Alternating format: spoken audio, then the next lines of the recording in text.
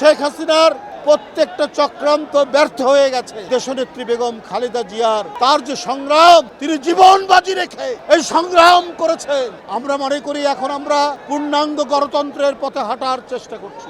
নরসিংদী জেলা বিএনপির পূর্ণাঙ্গ কমিটি কাউন্সিলের মাধ্যমে গঠিত হয়। ডাকসুর জিএস খায়রুল কবির খোকন তিনি সভাপতি এবং সাবেক উপজেলা চেয়ারম্যান জনাব মঞ্জুরুল আহি তিনি সাধারণ সম্পাদক নির্বাচিত হয়েছে। আজকে এই 151 সদস্য বিশিষ্ট যে জেলা নির্বাহী কমিটি তারা শহীদ রাষ্ট্রপতি জিয়াউর রহমানের মাজারে পুষ্পস্তবক অর্পণ এবং ফাতিহা পাঠ করার জন্য উপস্থিত হয়েছে।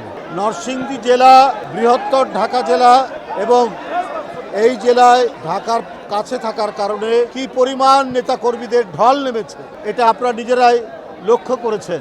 আজকে আমাদের এই পার্শ্ববর্তী যে রাস্তা, এই রাস্তায় রীতিমতো নরসিংদী জেলার নেতাকর্মীদের ঢলে পরিপূর্ণ। বন্ধুরা আমার, নরসিংদী জেলা বিএনপি আজকে পুষ্পস্তবক অর্পণ এবং ফাতিহা পাঠের মাধ্যমে তারা অঙ্গীকার ব্যক্ত করেছে যে শহীদ রাষ্ট্রপতি জিয়াউর রহমানের দর্শন এবং প্রদর্শিত পথ, দেশনেত্রী বেগম খালেদা জিয়ার প্রদর্শিত পথ, গণতন্ত্র পুনরুদ্ধার এবং দলের ভারপ্রাপ্ত চেয়ারম্যান জনাব তারেক রহমানের নেতৃত্বের প্রতি তারা পূর্ণ আস্থা জ্ঞাপন করে এখানে শপথ গ্রহণ করেছে। বিগত 15-16 বছর শেখ হাসিনা অনেক চেষ্টা করেছেন, অনেক প্রলোভন দেখিয়ে কাজ যখন হয়নি তখন নির্যাতনের পথ নিয়ে তিনি এটাকে ভাঙার চেষ্টা করেছিলেন। কিন্তু শেখ হাসিনার প্রত্যেকটা চক্রান্ত ব্যর্থ হয়ে গেছে। তার প্রমাণ আজকে দেখুন। আর এটা ওইটা না, কাপড় ধোয়ার একটাই সলিউশন, চাকা অল ইন ওয়ান।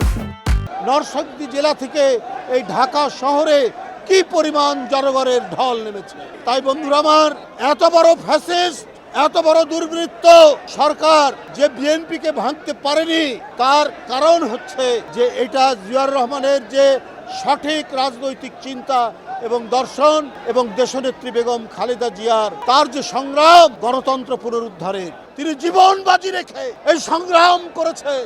নিজে জেলে গেছে, জেলে নিপীড়ন ভোগ করেছেন 6 বছর, 6.5 বছর, তারপরেও তাকে তার পদ থেকে সরানো যায়নি। ভারপ্রাপ্ত চেয়ারম্যান বেগম খালেদা জিয়া জেলে থাকার পরে যেভাবে তিনি সেই সুদূর লন্ডন থেকে নানাভাবে প্রযুক্তির মাধ্যমে জনগণকে ঐক্যবদ্ধ করে এমনভাবে প্রস্তুত করেছেন যে গত বছর জুলাই আগস্টের একটি দুনিয়া কাঁপানো আন্দোলনের মধ্যে দিয়ে শেখ হাসিনার তার যে দুঃশাসন, সেই দুঃশাসন আর টিকিয়ে রাখতে পারেনি, তাকে পালিয়ে যেতে হয়েছে। বন্ধুরা, আমরা মনে করি এখন আমরা পূর্ণাঙ্গ গণতন্ত্রের পথে হাঁটার চেষ্টা করছি।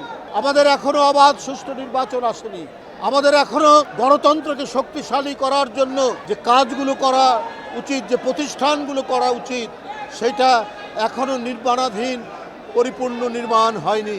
সুতরাং এগুলো গঠন করার জন্য আমাদের আরো কাজ করতে হবে, আমাদের আরো সংগ্রাম করতে হবে। গণতন্ত্র এমন একটি বিষয়, এটি মানুষের অন্তরের মধ্যে, মাটির মধ্যে পতিত না হলে এই গণতন্ত্রের আমরা যেই বীজ বপন করি, এর চারাগাছটি অগণতান্ত্রিক শক্তি বারবার আঘাত করে এটাকে নষ্ট করেছে। তাই আর বিলম্ব নয়, যারা গণতন্ত্রের লড়াই করেছেন, যে দলগুলো, যে রাজনৈতিক দলগুলো বিএনপির পক্ষ থেকে বলা হয়েছে, প্রত্যেকের সাথে আলাপ আলোচনার ভিত্তিতে সরকার পরিচালিত হবে।